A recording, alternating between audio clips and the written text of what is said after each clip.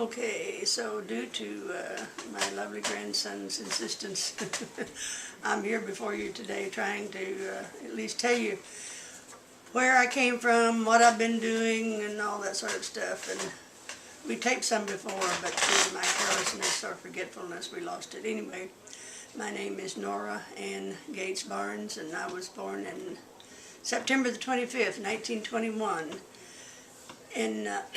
On the 101 Ranch, and this is about 20 miles from Ponca City, Oklahoma. At that time it was called Bliss, Oklahoma, but when Governor Marlin became governor of Oklahoma, he changed the name, so now it's Marlin, Oklahoma. So the town that I was born in is no longer called that. Anyway, I don't remember anything about the 101 Ranch other than the Miller brothers had a Wild West show, and my daddy worked on the farm, and my uncle, he worked in the tannery there. And I was the fourth child at that time. I had an older sister, Elsie Mae, Woodrow Newton, and Raymond Leo. Anyway, sometime during, we moved to Pauls Valley from there after my daddy had a roaming, I guess he had a roaming foot or something. Anyway, he never stayed put very long.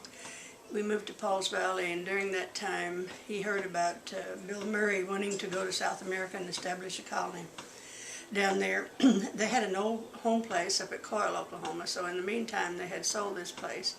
So he took his part of the money and invested it with Bill Murray, and they went to South America, and that was when I was 3 years old.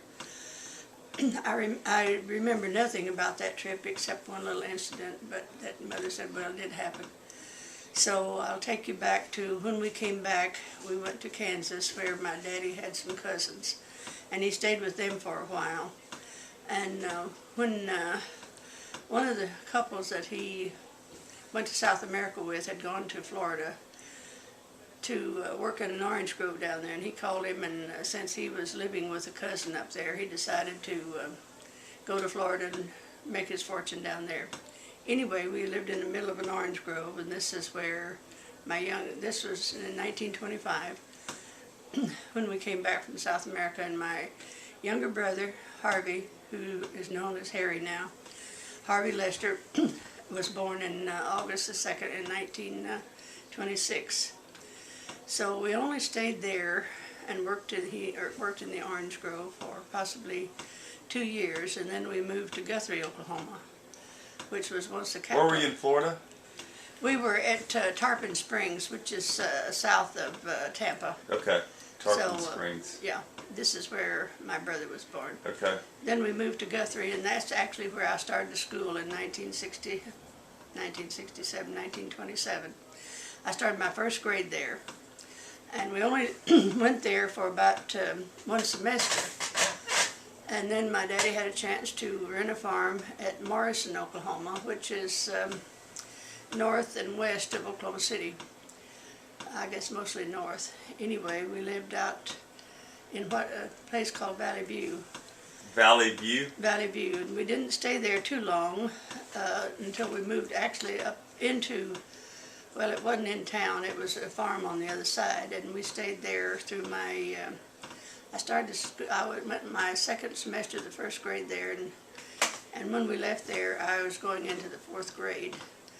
And my father, as I said, had a roaming foot, so he heard of a farm down at Aylesworth, Oklahoma, and that's way down on the Oklahoma-Texas border, which is now underwater due to Lake Texoma, but this was in 1931. What was your father's name? Warren Gates. And I had an uncle called Orrin Gates, and he lived with us, and so did my uncle Irvin. And I forgot to tell you that in July of 1926, just before my brother was born, my uncle passed away, and he had, they called it consumption then, but it was tuberculosis. What we know today is tuberculosis. So he was relatively a young man, but they were both older than my father. Anyway, we had a regular wagon and what they call a hay wagon, and 2 teams of horses and 2 cows. My 2 brothers, Newton and Raymond, were, let's see, Newton was born 1919, so he was about 12 years old, and Raymond was about 10 10, I guess, or 11 years old at that time. They hauled all of our stuff on these wagons, and they moved from Morrison, Oklahoma down to Aylesworth. It took them 3 weeks to come in those 2 wagons. Well, in the meantime, my mother and my sister Elsie and I went to live with my grandmother Watt at Bethany, Oklahoma for the 3 weeks it took them down there. Well, when when they neared the time, the first of the year, we were due there January 1. So when it was getting near that time, my Uncle Frank, who later became my stepfather, took us down there in his truck, and what belongings we had. We had a lot of the clothes and things that my mother had needed to keep us up there. And of course Harvey was with us at that time. Harvey was just a youngster. He was like 4 or 5 years old. Anyway, when we got down to Aylesworth and to this farm, guess what? The people that lived there were still in the house. There were no motels then, and no hotels. We went on to Durant. Anyway, the people, they knew they had to be out by the 1st of January, but they didn't leave. So the first night we went to Durant and got a room somewhere. I don't remember now exactly where. But we went back the next day, and for 2 days and nights we stayed with this other family. And this was my mother and my sister and my brother and I, and they had a family of 8. So you could imagine in a 3-room house how we all stayed in this one house, and it was January, and at that time it was cold and there was snow. Anyway, soon after then, my daddy and uncle and my 2 brothers arrived with the wagons, and the people had moved out by then. So we stayed there, and my daddy farmed. We had a lot of peanuts while he was in there, a lot of sweet potatoes. We started school at Aylesworth, which is now underwater, because later Lake Texoma developed and it is underwater. Well, we were there about 3 years when my uncle found a farm over at Powell, Oklahoma. And this is right down on practically Red River. Our farm didn't join the Red River, but it was next to the farm that did. So he bought a farm down there. So we went over, my 2 brothers and my uncle and I, and to see the farm. Well, we went in a wagon. It took us 2 days to go over there and 2 days to come back. And in the meantime, of course, then you didn't go to a restaurant and eat. He took bacon, he took potatoes, and he took flour and stuff to make biscuits with, and we had a Dutch oven, and we cooked out under a fire. What year was this? This was in 1931. Okay. No, wait a minute, it was later than that. It was in 32. We moved there in 33, Okay. January of 33. And so after moving there in 33, in fact, in 1932, Charles was born. Charles Alva Gates was born, and on June the 17th. So in January of the following year, we moved to Powell, and that's where I started school. We had a school to the 8th grade, and in August the 7th of 1933, Martin was born, and he was the last of 7 children, and he was Martin Eugene Gates. So naturally, I had to help Mother with the younger children, and at that time, we lived out on a farm. It was a little community, and all they had was a grocery store and a church and a school. So there was no high school. It only went to the 8th grade. So when my sister got ready for high school, there was no way for her to go in. There was no bus. So my mother contacted a family, and I'd forgotten if I ever knew how she got a hold of this family. But anyway, Elsie went to town and stayed with this family and worked for her room and board, and their name was Williamson, Inez and Joe Williamson, and they lived in Medill. So she stayed with them and started her 9th grade there. Well, my daddy wasn't, I don't know how you say it, I'm not going to say nice. He was a hard master. He was very, very hard on the boys. He thought they should do the work of men when they were 10, 11, 12 years old. He wanted them to, we got up at 4:30 in the morning and had to do our chores before we went to school, and the boys would have to work in the fields before they went. If they didn't do what he expected them to do, all he knew was using the razor strap. And it wasn't easy because he wouldn't use it until he got mad, and then he was too hard with them. Anyway, the long and short of it was, when my brother and I, Raymond, I guess I forgot to say that he failed a grade, just because he wasn't capable, he just was lazy and didn't want to study. So he and I were in the same grade, which it didn't seem to bother him. I'm sure it did, because, but anyway, I helped him in school. He had had enough of my daddy's brutality, and I'll tell you just one incident why. One Sunday afternoon, all the boys in the neighborhood would get together and play baseball.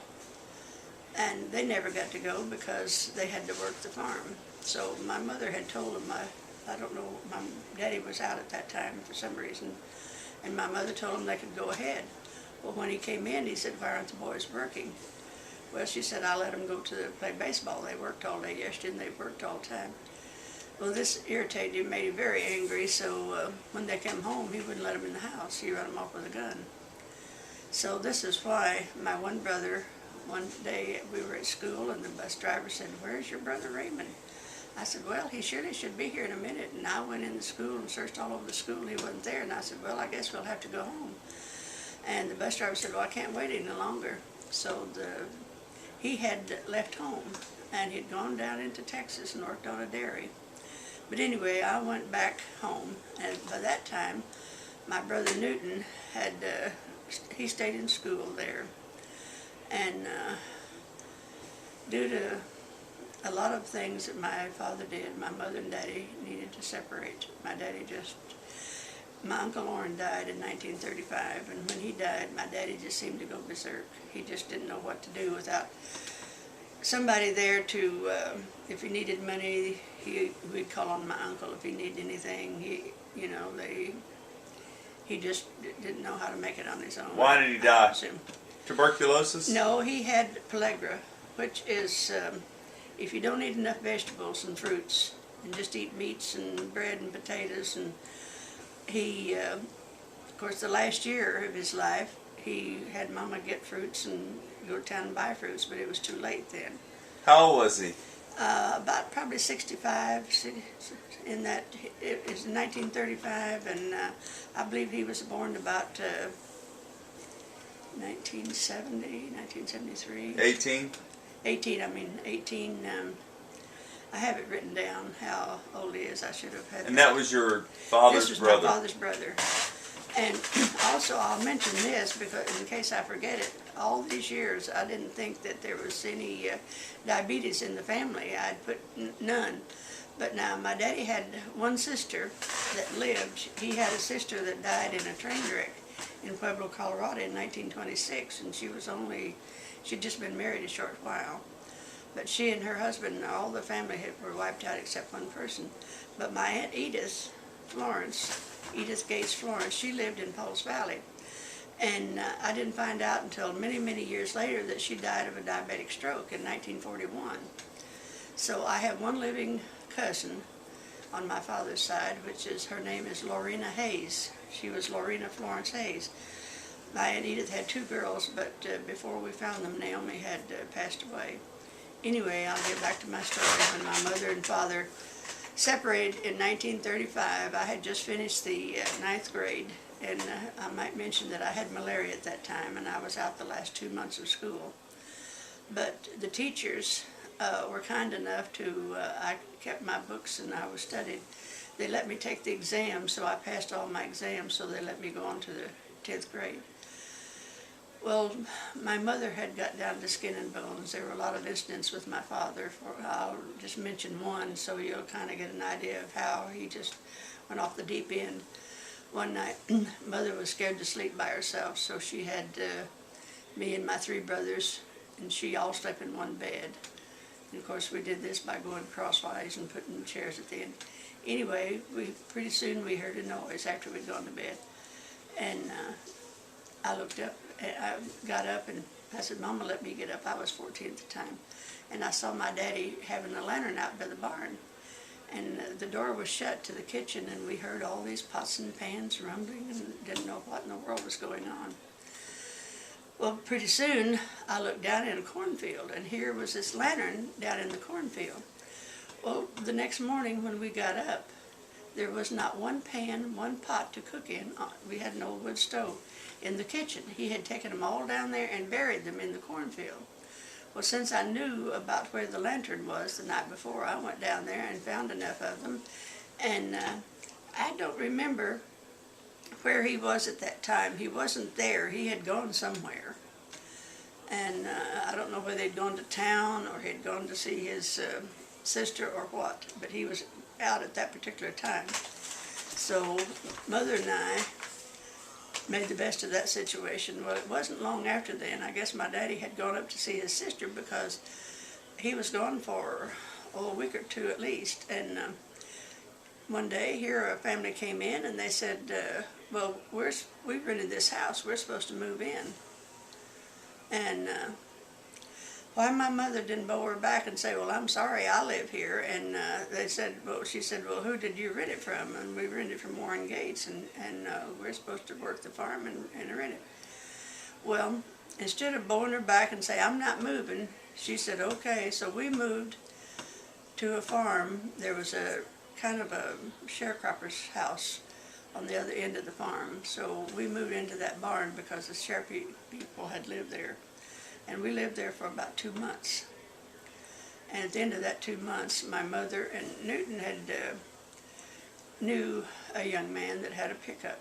We put everything that we could get in a pickup. We left cabinets, stoves, everything that we owned except the clothes on our back and a few cooking utensils that Mother could salvage to take with her. And we went to Oklahoma City to be with my Aunt Ruth. She lived there, and she had, there used to be a farmer's market in Oklahoma City, and my Aunt Ruth and Uncle Claude had a stall at this farmer's market, as well as my grandma and Grandpa Watt.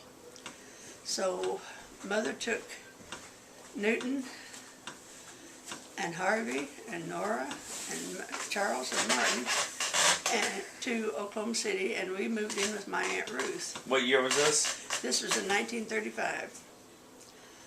Well, let's see, let me think, 35 and 36, I was a sophomore, 36, 37, I was a sophomore, 37, 30, yeah,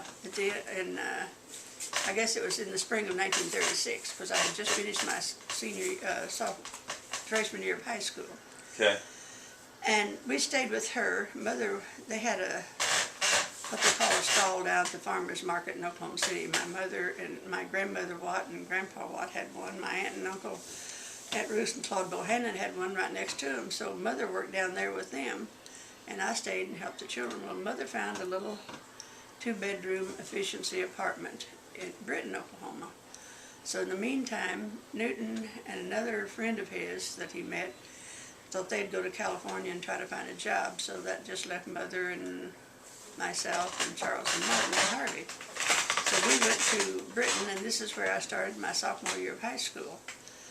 Well, this was in the 37, 38, 30, in the fall of 36, when I was a sophomore. We went there about more than 6 weeks. I guess we went there about 9 weeks, and my aunt had a farm out east of Norman, Oklahoma. And she told Mama, if you'll go out and live on this farm and raise vegetables, so I can say, she had a store in Oklahoma City, a grocery store, and raise vegetables, I'll let you live there for rent-free. Was this your mother's sister? This is my mother's sister, Aunt Mary. She was Mary Knowles at the time. She later became Mary Knowles Petty. Anyway, so Mother thought, well, I can do that. So she moved out on this farm. Well, I moved out with her and was going to go to Norman. Well, I went to Norman, and they didn't offer 2 subjects that I was taking. So Aunt Mary knew a family up there, and she said, well, let me see if I can't find a place for you to stay and work for your room and board. So she found this lady that I could stay and work for my room and board, so I started at Central High School there. Well, this was a really awakening for me, because it was as big as any of the high schools here now. And of course, I went there. I knew no one, and I went my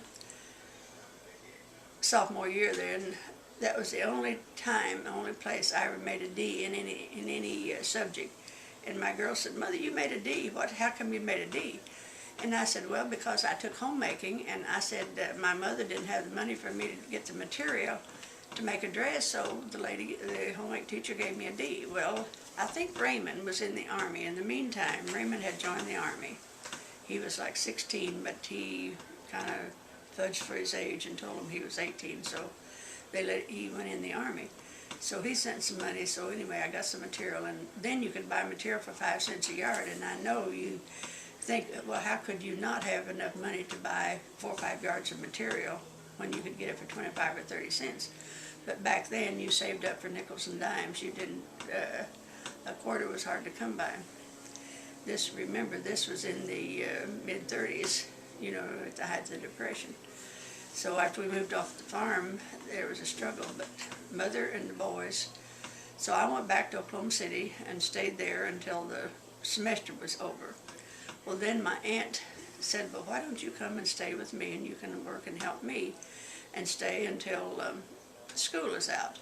So then I went, this was my second year, my second semester as a sophomore. So I went to Capitol Hill, and believe it or not, Capitol Hill at that time had an indoor swimming pool. And this is where I took swimming lessons. Of course, I had learned to swim because I had followed my brothers, and we learned to swim in a creek, but I did much better. And they also taught ballroom dancing once every 6 weeks. Well, all you did was 1, 2, 3 step, 1, 2, 3 step, but it gave you more poise and let you learn a few things. So at the end of the semester, I went out and stayed with my mother and helped her to can vegetables and cut wood. My brother and I, we had a wood stove. We canned 1,500 quarts of vegetables and fruit that year, and a lot of the fruit we had to pick on the halves and can on the halves. And What's that mean? this means our neighbor had an apple orchard and peach orchard. Well, we would go up and we would pick 2 bushel of peaches, and he would keep 1 bushel and we'd keep a bushel. How much is a bushel? Well, probably 50 cents, maybe $1 back then. How big is it? A bushel is 4 pecks. You don't know how much 4 pecks is? No, I'm asking you. The people watching might not know. But no, I don't know. How big's a peck? Okay, a peck would be 10, 15 pounds of peaches or more, probably maybe. A peck is about a sack about that big. Okay. You know what a bushel basket looks like. Okay. And and he had a lot of jars, but they were covered with dirt, so he said, "Well, you can have as many jars as you need," but we had to dig them out of the dirt, and of course that meant drawing water to sterilize them and wash them and, you know, and bathe them. So then we would he'd let us take his peaches home and apples home and can them on the halves. So we would can his, and we'd get to keep half and give him half. Well, we did berries. If we could find a wild berry patch, we could pick them and keep all we made. If we had to do it on a farmer's, but we did pick them on the halves. So picking them on the halves mean you would pick them all of his fruit, right? And then you would can them, give half to him, and you keep half, right? Okay. Or if we didn't can them, if he just wanted to keep them, if we picked 10 quarts of blackberries, we'd have to pick another 10 quarts to leave with him. I see. And we didn't can those. The only time we canned fruit on the half was with our neighbor, and he had peaches and apples, and so that's why we did him. But at that year, we canned 1,500 quarts of vegetables, and my uncle would come out in the morning at 7:30. Now this is 7:30 in the morning. Sometime we would have, and we had to have the ground plowed up, but then we did the rest of it with a hoe and just a little hand plow. And we would have 2 and 3 bushels of green beans. We would have potatoes. We would have okra, and my aunt would take it back. But we would have sometimes as many as 5 and 6 bushels of vegetables ready for him to take back at 7:30 in the morning. So you can imagine what time we had to get up and pick those. And so, and we would gather other things. Well, I don't know whether you've ever tried to can peas or not, but you know how there's only about 3 or 4 peas in a pod, and shell peas all day long and start canning them probably 4 or 5 o'clock in the evening and can sometime till midnight. We had a pressure cooker. Well, the same way with cutting off corn. We would raise corn and you know, you'd cut off corn. It takes an awful lot of corn to put in a quart jar. It takes a lot of peas to make a quart jar of peas, or beans. We raised pinto beans. We let them dry. We'd raise lima beans. We would let them dry. You raised onions. You raised potatoes. In other words, if you didn't raise food in the summertime, you didn't eat in the wintertime. There was a store about 2.5 miles from where we were that we bought flour and sugar and baking powder and the things of that sort that we, you know, could buy, but everything else. And we had a cow, which I had to milk and take care of. And so we had our own milk and butter and cheese. And Harvey and I had to cut wood that year to make a wood fire in the, you know, the wood stove and can all that stuff. Well, one day we decided we were cutting trees too small and it'd take too many of them, so we decided to cut a bigger tree so we wouldn't have to carry so many. Well, we didn't think about when we got it chopped down.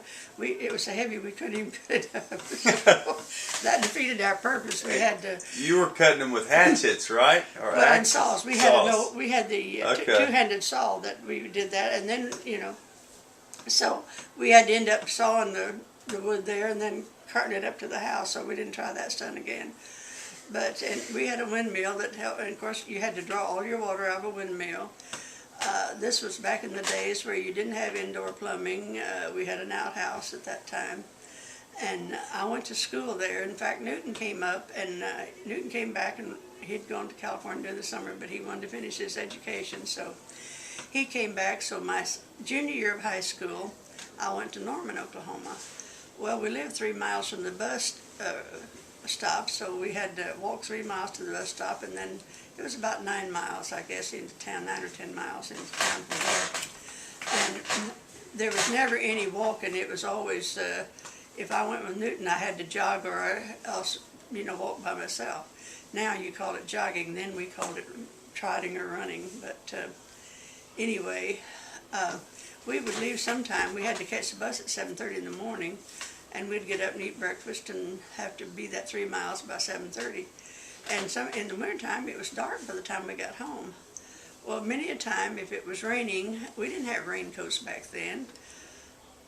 I guess we couldn't afford them. So many a time I've gone to school and be just soaking wet, and you know, be at school all day wet. But one day I was there, and the teacher said, "Nora Gage," she said, "What's the matter with you? You're soaking wet." And I said, "Well, I got wet walking to the bus stop." Well, she took me down to the home make room, and they had a washer and dryer down there. She dried my clothes and made me stay down there and dry my clothes. But that was kind of nice for me because I didn't have to stay in wet clothes. But anyway, all that year, Newton graduated that year. This was finished in 38. This was 37 and 38 that I was. Well, my mother, Newton finished, and my mother was a little hesitant for me to go by myself. So I don't know what possessed her, but she wrote to the Williamsons. Now this is where my sister had stayed when she was at Medill. And remember, I went my freshman year there, so I knew people. So she wrote them a letter. We didn't have telephones back then. And they said, yeah, they'd be glad to have me come and stay the school year and go to school with them. Well, they lived right across the street from the schoolhouse, so anyway, I got my things together before the first of the school year and rode the bus down there and stayed with them and worked for my room and board and went to school. Well, I had, of course, I don't know if any of you know anything about Norman, Oklahoma High School, but the universities there and the professors there would tell the teachers, you're letting these kids out of high school, they don't know how to read and write, they don't know how to do anything. You need to make it harder for them to get out of high school. So it was really a hard school, but I loved school, so I studied hard and I made good grades there. This was at Norman? This was at Norman High School. Okay. And I had good teachers, but of course I got my lessons and I liked school, so I had no trouble with them. But when I went to Medill, I had just about everything that, the only thing I hadn't had was biology. And I liked it, so, but Spanish and everything that I had taken, I'd already had even though it was said Spanish 1, it included what they were giving there as Spanish 2, so everybody thought that I was a lot smarter than I was, but I wasn't. I just had studied hard.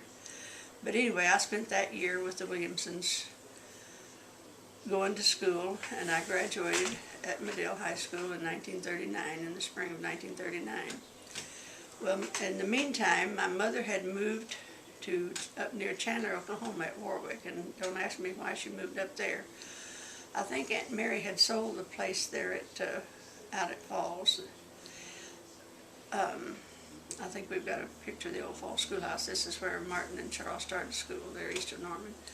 But I went up with her and spent the summer. Well, Newton happened to be home that summer, and he stayed there. Well, we chopped cotton, we picked cotton, we picked up pecans, we did just a little bit of everything. And finally, when the work ran out, I went to Oklahoma City, and Aunt Mary got me a job working for a couple. And I went to work at 6 o'clock in the morning, and I finished about 9 o'clock at night. Doing what? Keeping house. For a family? For a family. They had 2 boys. Man and his wife, she was a school teacher, and I forgot what he did. And the boys were about 8 and 10, something like that. I got up and I fixed breakfast, and I washed the dishes, I vacuumed. They had a lady come in and do the laundry, but what she didn't do, I finished up ironing.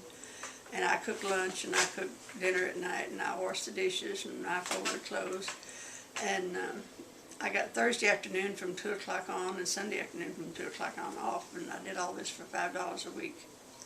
So from there, I got a job with a lady that just had 1 child, and she had a small house. Now, this was a big 4-bedroom, 2-story house that I was keeping before. Well, it takes a lot of work to keep a house up and cook 3 meals a day and do the laundry. I didn't do the washing, but I did a lot of the ironing. So I went to this other lady because she gave me $1 a week more than I was getting there. And this was in the fall of '39. Well, I went out to, in the meantime, when I lived we lived west of Norman, I met Catherine Barnes, and she rode the school bus. And I went out and spent the night with her a time or two. She insisted, and because her folks would take her to the bus, she didn't have as far as, I think she only walked a mile to the bus stop, so I stayed with her a time or two. Well, Ben wasn't home at that time. He was in the CC camp, so when I was up in Oklahoma City, she wrote me and said, why don't you come out and spend the weekend with us? Well, anyway, this was in the fall of 1939, so I went out and spent the weekend with her. Well, she had to... Well, where was she living? She was living out east of Norman, pretty close to, not in the community called Falls, but it was about 2 or 3 miles, I guess, from where we lived when Mother lived out east of Norman, and we and my brother walked 3 miles to catch the bus. But anyway, Ben was home at that time, and that's where I had seen him and several times, but not... Anyway, Catherine had to go to work, so he said, well, I had to go back up because I was staying with my Aunt Mary. She had had surgery and wanted me to come and stay with her. So this is why I quit the other lady, so I could go and stay with her, and I just worked for her for my room and board until I could find another job, because she'd been, good to help me. And Ben, I don't know what possessed him. I still don't know. I'm going to ask him this question before I die and find out why he wanted to marry me, because I just still have no idea after 70 years. He said, well, won't we just go get married? And I said, what do you mean go get married? I said, I'm not going to get married. And he said, I'll dare you. Well, I was 18. I was a tomboy. Anything my brothers could do, I could do or tried to do, and I could do as good as Raymond. I never could beat Newton. I never could do as good as he could. And how long had you known Ben when he dared you? Probably a year. I had seen him a time or two, and were y'all romantic at all, or just saw each other? I think he had come over, and I'm trying to remember if we went up to Norman. He came over and picked me up one time, and we went to Norman. I needed to go there, and he took me to town. We weren't too much. Now, every time I would go there, or they would mention, they'd say, oh, Ben, your girlfriend's here. Well, it seemed that he liked me more than I liked him, or they thought he did anyway. And anyway, the long and short of it was, I took the dare. Well, we drove to Purcell. We wouldn't get married in Norman because it'd come out in the paper, and he didn't. And I said, well, I don't want anybody to know it. You drove in whose car? He had an old Hudson in Ben's car. What year? Probably 37, 38, something like that. Okay. And or maybe 36. Anyway, it was an old square, big square car. And It was Ben's. Yeah, it was his car. He'd bought it when he came back from CC camp, I guess. Anyway, we drove down to Purcell because that was in a different county. And it was straight up noon, and I kept thinking, well, so we'll get married and we'll just keep it a secret in the spring, and I'll just have to know. So we got married, and he took me back to Norman. I rode the bus on up to my aunt's and stayed there. Well, I can't remember now why, but his folks came up on Thanksgiving Day to my Aunt Mary's. Now, they didn't come up for dinner, but they drove up after dinner, and I guess it's because Ben kept wanting me to tell everybody that he's married, and I said, no, I'm not going to, because he didn't have a job, and I wasn't about to move out to his house. He had, they had 3 rooms, and there was still Jean and Maureen and Catherine and Sam and GW and Effie, and, they still had a bunch of people there, and I wasn't going to move out there. There wasn't any place, for us to have any privacy. So, anyway, he kept on until I finally told my mother. I had to call Mother in there and told her, and then she went in and told Ben's mother. Well, they both cried. Mother got angry, I guess. She didn't get angry, she was just hurt. She said, well, I don't know why you got married and blah, blah, blah. And I said, I don't know either, Mama. But anyway. Did it upset you that you upset your mother? Yeah, it did. And because if I'd have told her, and she could have talked me out of it real easy, but I was just, I don't know, I was foolish and naive back then. And I just thought if a man loved you enough to ask you to marry him, he'd be good to you, and he would, he would treat you nice. Because I had seen my daddy abuse my mother so much, verbally as well as physically at times. And I just thought, well, that won't happen to me, even so.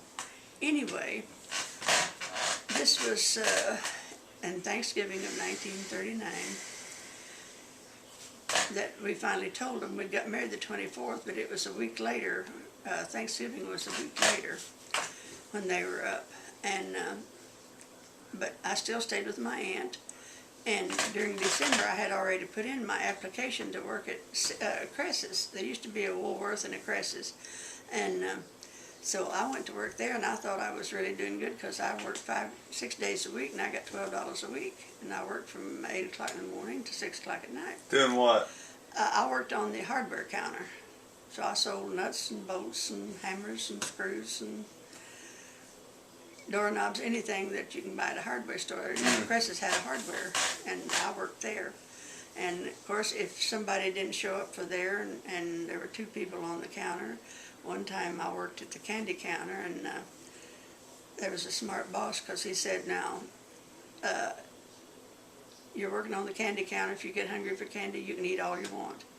Well, I didn't. I maybe ate a piece or 2, but, and I asked him later, I said, why? And he said, well, they're going to eat it anyway. They're going to sneak around and eat candy.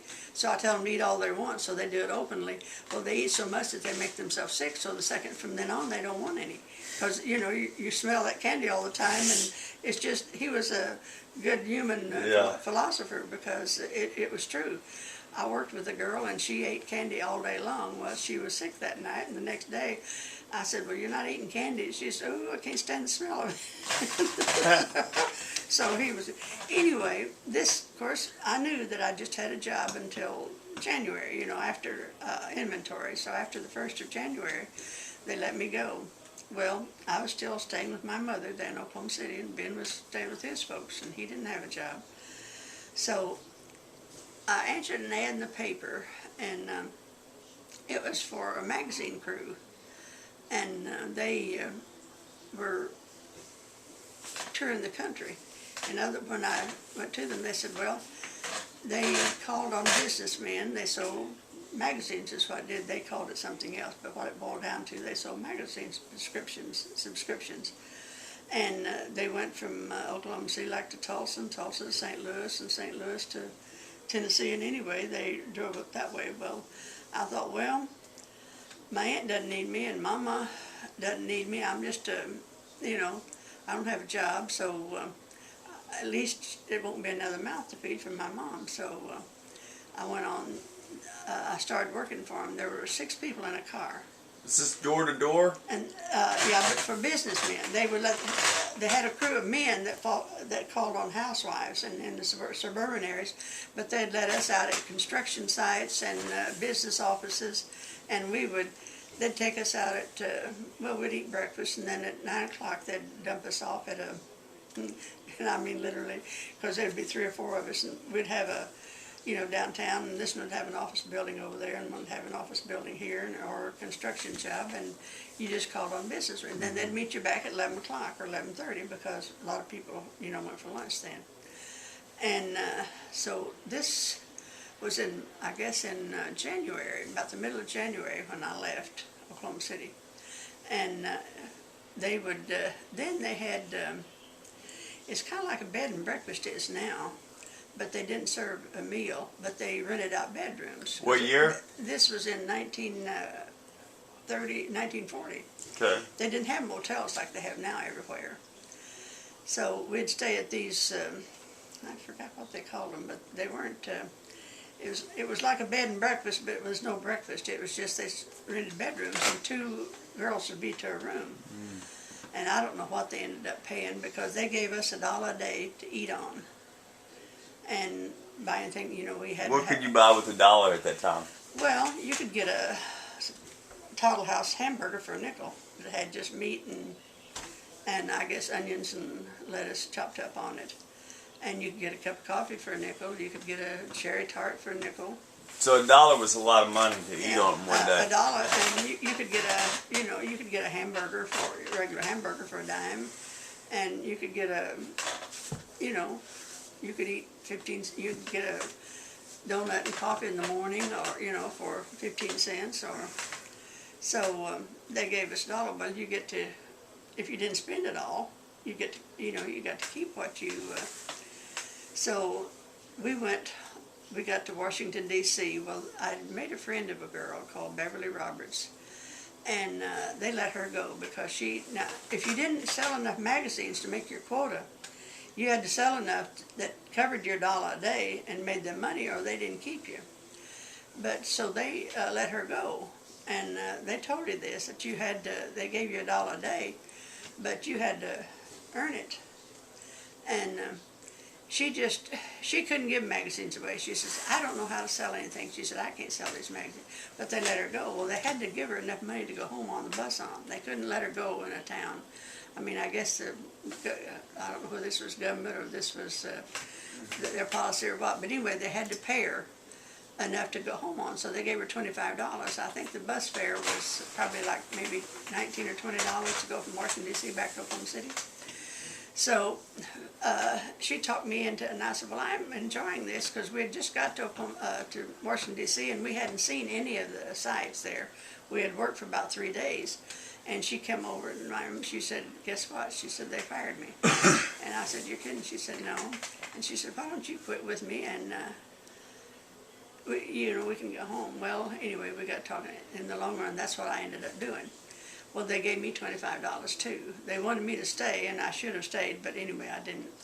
So, but we decided while we were there that we might not get a chance to go back, and we'd pool our money and rent us a room and see the sights. So we went over to Alexandria. We walked over there now, mind you, from wherever we were, and maybe we were in Alexandria. No, we were over in D.C. And we walked across the bridge. They were just building the Reagan Airport at that time. They were working on building this. And we found a room for, I think, $6 a week, just a bedroom. Well, close by there was a little Toddle House. So together we had $50. And we decided, well, we'd stay until our money run out, or we got down to our last $5, and then we'd hitchhike home. So we made that decision because we knew, you know, if we spent our money for bus fare, we wouldn't have any way to get home except hitchhike. So she said, are you game? I said, yeah, I'm game if you are. So we paid $6 a week. So we stayed there for 3 weeks. That was $18. And we'd walk over from Alexandria to D.C. every day. You know, we spent like 2 or 3 days in the Smithsonian. We went over and we called our congressman. I think his name was Kerr at that time. And he got us into the White House. We went in tours in the White House. And we were one of the few people. Who was president? In 1940, who was president? Truman? No. Wasn't FDR was still president. Roosevelt was still president, yeah, because he was there until 45. And but you had to see your congressman. We went through the White House. We were the only dumb couple that I know that walked all the way up the Washington Monument and rode the elevator down. Most people ride it up and walk down, but on every landing, there's a state that has everything about the state, when they became a state, what their crop is, how much their population is, and anything you want to, you know, the main facts about each state. And of course, I don't remember how long it took us up, but it took us all day just to walk up and come, you know, read everything and come back down. And we went to the Smithsonian Library. We went to, you know, we spent 3 weeks just going over there. Well, in the meantime, Beverly met this fellow that was head of the employment service. So he had told her that he could get her a job up there, but she had been married and divorced and had a little boy about 3 or 4 years old. Where was he? He was back in Oklahoma. Her mother was taking care of him. But she was like me. She didn't have a job, and so her mother said she'd take, so she was working this. Well, her sister was on the same tour, but in a different car. There were 2 cars there. And her sister did all right, so she stayed there. And she started dating this fella because she was, you know, divorced and able to. And he tried to get her to stay up there, and he'd get her a job. And she said, well, she had to go home and, you know, and see her little boy. She couldn't do that. Well, she got me a job interview, and she said, let me, and it was a modeling job, but it was modeling lingerie. And I said, well, just what does it involve? What do I have to model? Well, slips and bras and girdles. And I said, you mean I got to go out in front of people in a girdle and a bra? Yeah. Well, I was a girl from the farm. I wouldn't hardly undress in front, I wouldn't undress in front of very few people. And I thought, no, I can't do that. I said, besides a slip and a bra, I'd have to take off my slip, yeah. Well, they offered me $10 an hour. Wow. And this was back when I worked for $6 a week. And they said they'd guarantee me at least 30 hours a week. Well, I just, you know, I wanted to take it, but I would have loved to have had the job, but I just wasn't going to model it in a bra and a girdle. And even though I was young and I had a good figure at that time, I didn't, and they called me 2 or 3 times, or I mean, they called this friend of Beverly's and wanted me to come to work, but I said, no, I just can't do that. I said, if you've got something else I can do, I'll do that. But I said, I can't model lingerie. So anyway, we got down to our last $5. So we decided to start home. Well, we looked on the map and we tried to decide that we'd go the southern route, because this was in about the middle of March and it was still cold up there. So we decided we'd go the southern route, so we wouldn't hit a lot of snow. So we hitched a ride like to Richmond, Virginia, and down to Jacksonville, Florida, and over into Alabama and Georgia, and come up that way. And we made it. We left there Thursday morning, and we got home Saturday night about 2 o'clock in the morning. Wow. So, well, when they'd stop to give us a ride, of course, we each had 1 suitcase apiece, we would ask them if they were going to the next town. If they weren't going to the next town, we wouldn't get in the car. And we got 1 strawberry truck that we got at Richmond, drove all the way down to Jacksonville, Florida. And when we were in Georgia coming over, there was a bridge, and the man, when we were entering into Georgia, he said, I'm not going to take you ladies across into another state. He said there was a law that, you know, they could get him for white slavery even though we were of age. And he said, I'll wait for you across the bridge, but you'll have to get out and walk across the bridge because then we're in another state.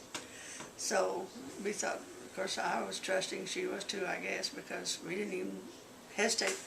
So he kept our suitcases and we walked across the bridge and he was still there waiting for us. When we got over there. And hitchhiking was pretty safe back then. Well, it was, except every time we'd get in, don't you girls know that didn't you read in the paper where this man, picked up 2 women and killed them and blah, blah, blah. Well, after then, everybody told us about that and they said, well, so far we've been lucky, except one time we asked a man, you going to the next town? Oh, yeah. Well, he let us out in the middle of nowhere, just black as pitch, no cars, no town, no nothing out there.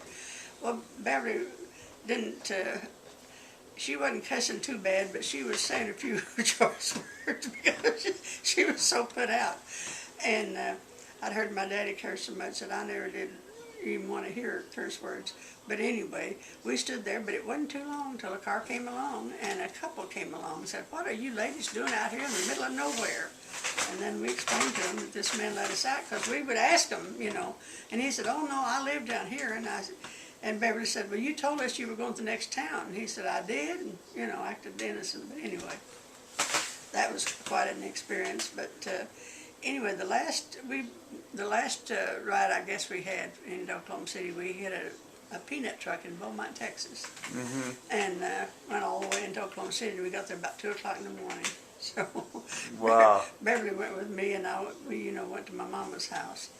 And, of course, they didn't know we were coming home because I knew if I wrote and told Mama that I was hitchhiking it, she would worry herself to death. So we didn't tell anybody until we got home that we were. Well, in the meantime, Ben had gotten a job at the estate mental institution there in Norman, and for $30 a month, holiday and room and board. Well, he was staying there, so when I came home, well, we rented a little one-room efficiency apartment for $10 a month. There. What year was this? This was 1940. Okay. And we rented this one-room efficiency.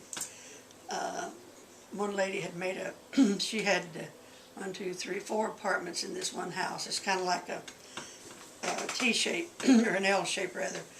And there were 4 apartments. She had one, and there were 3 others she rented out. And you had a back porch. At the end of this back porch was a bathroom, and everybody shared that one bathroom. So you want to bring that phone in here, and then anyway, while we were, this was in 1940. We came back in March. I guess we got this apartment in April. And when we, of course, Ben could have stayed at his job, but since we had an apartment, we stayed there. I finally got a job working for a professor and his wife that taught out at the university. And I'd leave home at 6 o'clock in the morning, and I walked about 2 miles to my job. And I got over there in time to cook breakfast. And then I washed the dishes, and that's when, that time, I earned at least 35 white shirts every week. And I worked for $1 a day, so they paid me $6 a week. I worked $6 a week for this couple at Norman. He was a professor. I met a couple named White that she was real good to me, and I'm trying to remember where I met her. But they were, I had gone to work helping her before I met this couple and this professor out at OU. And she was going to have a baby and she needed help.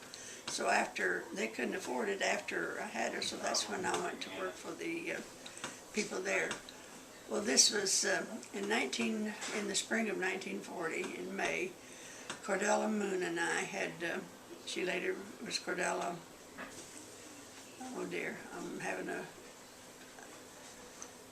memory loss. Anyway, she and I had planned to go back to Medill to our alumna, which was the last of May. Well, I had told Ben, we had this little apartment there, then on Finley Street in Norman. And I told him, I said, Cordella's going to come by and pick me up, and we're going to go down to our alumna. They had a banquet, which was on Saturday night. And she was going to pick me up on Friday night because her mother still lived down there, and it wouldn't cost me anything. And she said, now, you be ready. Well, I called her and told her that, or I wrote her and told her that Ben wouldn't let me go. But she came by anyway, and she said, get your things together. She said, you're going to go. So anyway, I went and just left him a note. Well, we left on Friday, we were going to come back on Monday. But something happened, her mother wanted her to stay until Tuesday, so we stayed till Tuesday.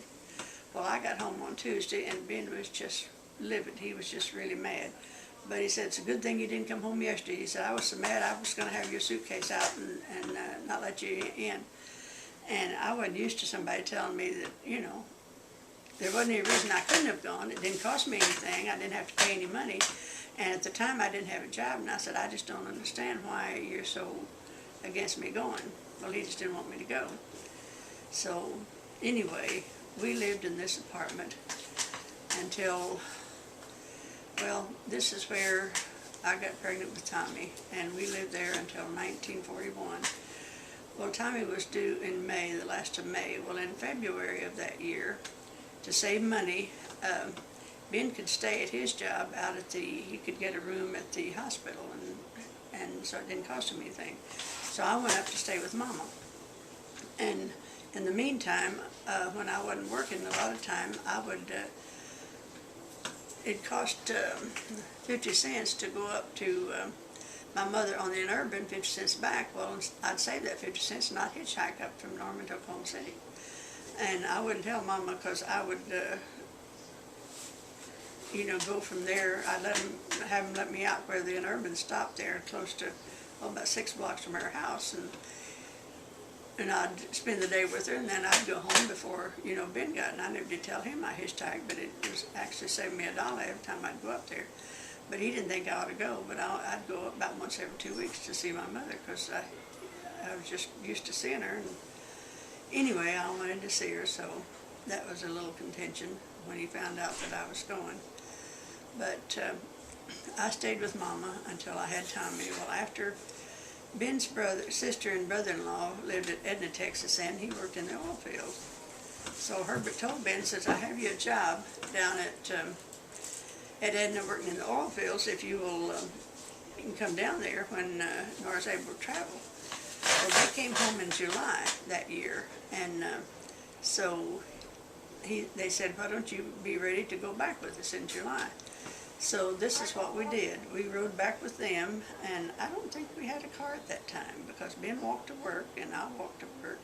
We didn't have an automobile. Anyway, I had Tommy in Oklahoma City, and of course we couldn't afford much, so I went to the University Hospital, which is, like, I guess, kind of like Parkland here. And I paid, I think, $10 for the week that I stayed there, and $10 for the doctor to deliver him.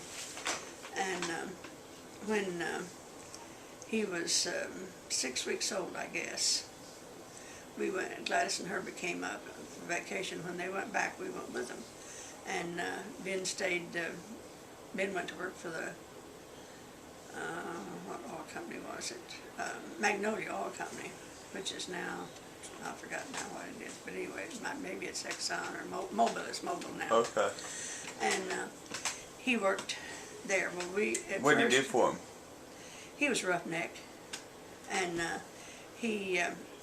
so I wanted us to get our own little apartment, but no, they insisted that we stay with them for a while. There was just, Tommy was only 6 weeks old, and they said you can save some money until, well, we stayed, so against my better judgment, we stayed there because I was the bad guy if I insisted. So, and I'll tell you why we moved out one day. And of course, I offered to help do the dishes. I offered to help cooking, and Gladys said, no, I'll do it. And I felt, bad because they wouldn't let me. I did wash our clothes and, take care of our clothes and make our bed and everything.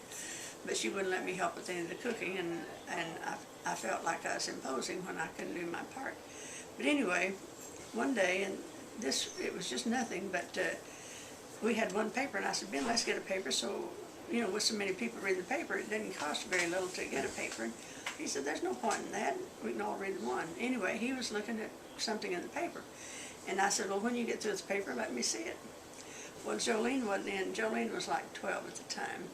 And this is Gladys and Herbert's oldest daughter. They had another daughter and a son. And after then, she came in, and she said, Uncle Ben, when you get through the paper, I want to see the paper. Well, instead of him saying, Well, Nora's already asked me. He says, okay. Well, when he got through, he gave me the paper. Well, she started crying. She went in and started crying to her mother. Well, I asked Uncle Ben for the paper. Instead of giving it to me, he gave it to Nora. Well, I heard this commotion going on, and I thought, well, what's going on? And then Gladys came in, and she said, well, why did you give Nora the paper when Jolene asked you first? He said, no, Nora asked me first. She said, no, she didn't. Anyway, it was over nothing, you know, just the dumb paper. And she said, well, she said, she's always butting in and trying to help cook and trying to do this and trying to do that. Well, I thought I was just doing my part. And she said, well, I can't believe you take up for her instead of your own sister and blah, blah, blah. Anyway, it caused a big argument. So I just grabbed up Tommy and I went outside and I let them have at it. And Ben was, you know, it's the only time in his life he ever took up for me. And he said, so he came out and I said, Ben, we're getting an apartment. I'm going looking today. Now you can drive me or I'll call a cab or something. I said, I'm not staying. And I said, I told you to begin with, no house is big enough. And I said, I was just trying to help. I wasn't trying to interfere, you know. And she was resenting me just offering to, you know, and I was just wanting, can I peel potatoes? Can I do anything? Well, anyway, the long and short of it was, I found an apartment and we moved into an apartment. And, of course, they apologized, and Ben says, you're being foolish. And I said, no, I'm not. I said, we should have done this in the first place. I said, we can afford an apartment. And I said, I'm not gonna be subject to something like this and have, you know. And it was over nothing. It shouldn't have even happened. All he had to do, and this is what I'm saying, Ben has never hit anything head on. All he had to do was say, you know, Nora asked me first, or just when he gave it to me, instead of telling Jolene, he said, Nora asked me before you come in. You know, that would have been it. But anyway, so we stayed down there until, of course, Pearl Harbor and the war broke out.